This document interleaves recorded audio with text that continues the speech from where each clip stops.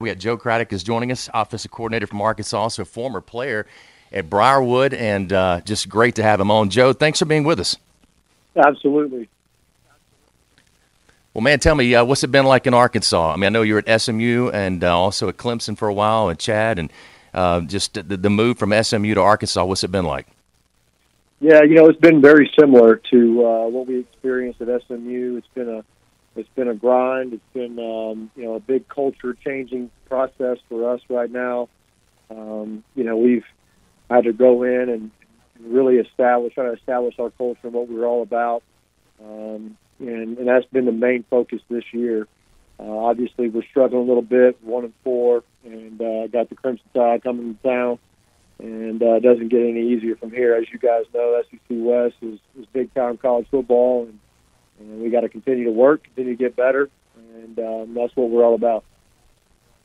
Probably two very different styles when it came to Bielema and then what you guys ran at SMU and what our Coach Morris is his philosophy and the history of his offense.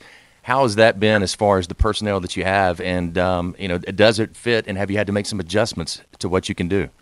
Yeah, absolutely. When we took over at SMU, we took over a June Jones team. We like to use the tight end. June Jones did not have a tight end on the roster. So that was the biggest struggle there in Dallas, was trying to find guys that could play that position for us. And when we got to Arkansas, it was a little bit different. We had several tight ends on the roster, several guys that we had tried to recruit at SMU that were bigger time players than at SMU. So ended up having them here at Arkansas. So that's been one of the things that's been fun to actually have in our offense again, is that tight end position. But yeah, two totally different styles from Big Ten football to what Bielema brought to the SEC, and now what we're trying to bring. We've had to adapt a lot of things. We've had to move some guys around to some positions and try to find the best fit for those guys that we feel like is best for our system. And it's been a little bit of a process. We've started two different quarterbacks this year, and kind of settled on Ty Story here of late, and he's been playing as hard as he can for us. Been doing a good job for the most part of taking care of the football and not putting our defense in a bad spot. A couple weeks ago at Auburn was his first start, and in the SEC, and he did a really good job for the most part. And we've been able to grow the last 2 weeks, with him moving forward at quarterback. But it's been definitely a challenge. Trying to find the right personnel and get the right players in the field with what we feel is best for our system. Coach, I love some of the comments that Ty Story made earlier this week, just calling this game against Alabama an awesome opportunity, and it's about us and not them, and just the projection of confidence that he seems to exude. Can you just tell us a little bit more about Ty and why you decided to go with him as your starter?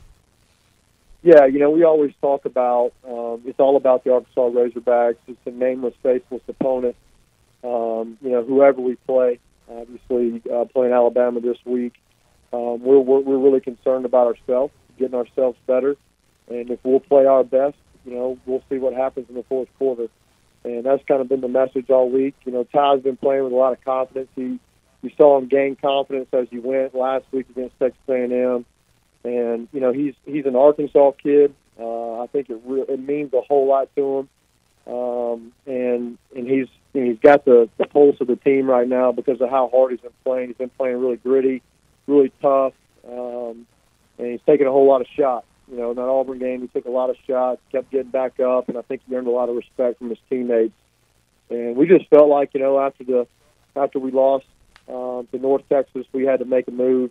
Cole Kelly did not play very well, turned the ball over 4 times in that game, and we felt like we had to make a move. And, a junior quarterback from Arkansas who's been giving us, since we got here from day one, he's been giving us everything he's got. He's the first one in the film room, the last one to leave, whether it be film or practice. He does everything you want him to do, and he deserved that opportunity, and he's taken it. His opportunity and made the most of it, and he's continuing to get better. He's gaining a lot of confidence. He's really pushing the guys at practice and being a leader, and I'm excited moving forward with him. Coach, being from the Birmingham area, I know a lot of our listeners are interested in your own background. I know you're the youngest offensive coordinator in the SEC, and at SEC Media Days, Coach Morris talked a little bit about you and about how he basically met you. I think when you were a graduate assistant at Clemson, and he described you as sweeping floors in the weight room and then working your way up. Can you just tell us a little bit about your own rise and also just your relationship with Coach Morris? Yeah, I grew up, really blue collar family. My dad taught me, what hard work meant, and whether it be football or getting out, cutting grass, weed eating, whatever it may be. I was raised that way, and so when I got the opportunity from Coach Sweeney to go to Clemson, he said, basically it's an entry-level position, and I knew, coaching high school ball at Briarwood, I knew that I wanted to get into college, and I was willing to do anything to get my foot in the door.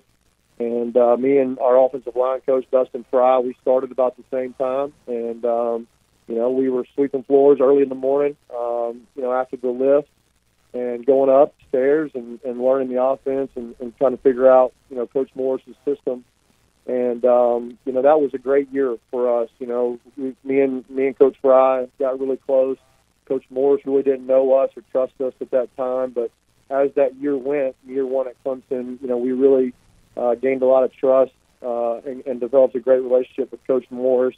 And that year 2 and 3 at Clemson, which was Coach Morris's third and fourth year at Clemson, we were really close.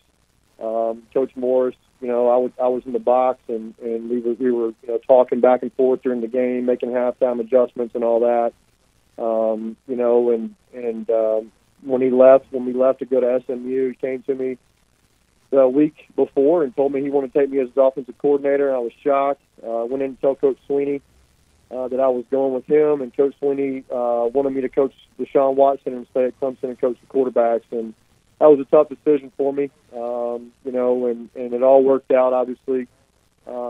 Being here now in the SEC, it all worked out for me, but that was a tough decision. I loved Dabo. Coach Sweeney was always really good to me, I loved the way he ran his program. But I got to mention too, when I grew up, I had some really good coaches in that area, the Birmingham area, that taught me a whole lot. My high school coach, Coach Yancey, is still the high school coach there at Briarwood. I think just got National Coach of the Year a couple weeks ago. To play under him and to learn, and then also get the opportunity to coach with him and learn a whole lot, not only about the game of football, but how to raise young men to be great men in life, was huge. Coach Yancey used to always say, we'll never know if we have a winning season until 10 to 15 years down the road when these guys come back and they're married and they have kids, and we'll really find out what kind of season we had 10 to 15 years down the road. So that always stuck with me. But, there's so many coaches and people from the Birmingham area, from the Alabama area that really, how to touch my life in a way that made me who I am today. And for that, I can't thank those people enough. There's just so many to mention, but, even growing up watching you, Jay, play on Saturdays was a big deal. I was raised, obviously, an SEC person. Was watching, I've done interviews and mentioned this before, watching Jefferson Pilot Sports on Saturday mornings, watching the SEC Game of the Week on CBS. I mean, that's how I grew up. And so to be able to coach in this league right now is definitely a blessing from the good Lord, and not taking any days for granted, and trying to work my hardest to keep growing in this industry and keep succeeding. Arkansas office coordinator Joe Craddock, and great to have him on and hear these stories and hear about your life. And again, the youngest office coordinator in the SEC. Is it special to be playing Alabama? I know every game you got to say, look, you just don't look at the opponent, you go play. But you're from here, you grew up around it. How special will this weekend be for you? Man, it would be huge. To somehow, find a way to knock these guys off would be huge for us. For me as well. They're the top program in the country. There's no mistake about that. They're really good all across the board, offensively, defensively. And to be able to go against the coach and Coach Saban and have that opportunity It's something we're not taking for granted, something we're not taking obviously lightly. But we've got to bring our A game, and we've got to try to play our best football of the year. And if that's good enough to win, so be it. If we play our best game and the number one team in the country knocks us off, and we got to continue to get better, and we got to continue to work and establish our culture. But it would mean a lot to this university. It would mean a lot to me and our team to be able to play this game and try to find a way to win this thing. So it would mean a whole lot, and it'll be a good battle. We're going to give it our, we're going to show up. Be very disappointed if our guys came out not playing hard. These guys are excited about the opportunity, excited about playing number one team in the country here at home. So looking forward to that challenge. Final question, just looking at this defense on film, what's their biggest strength that you think it makes them so good? Well, I don't think there's just one position. I think they're really good across the board. They play extremely hard. They're violent tacklers. They play with a relentless pursuit of the ball. I mean, they don't have a position that you just point out and say, hey, this is where we want to attack. Now there is some positions that are better than others you try to stay away from, but it's a really good defense all across the board. Obviously Coach Saban's been there for a while now, has established what he wants to do through different coordinators that have been there and left, and now having new guys. So, it's a really good defense, by far the best one we faced so far this year, and probably all year long, obviously. And again, it'll be a big challenge for our offense, and something that we got to continue to build on our success past couple of weeks, getting a little bit better each week. So I expect to have the same results this week and continue to make that progress towards having the top offense in the country like we want to have. Joe, great to catch up with you, and I know so many people here in Birmingham. So great to hear your voice and hear what's going on in your life, and good luck the rest of the way. And also, tell Randy Ross, one of the greatest men I've ever met and know, tell him I said hello. We'll do it, and thank y'all for having me on. This has been awesome. All right, Joe. Appreciate you guys. All right, thank you.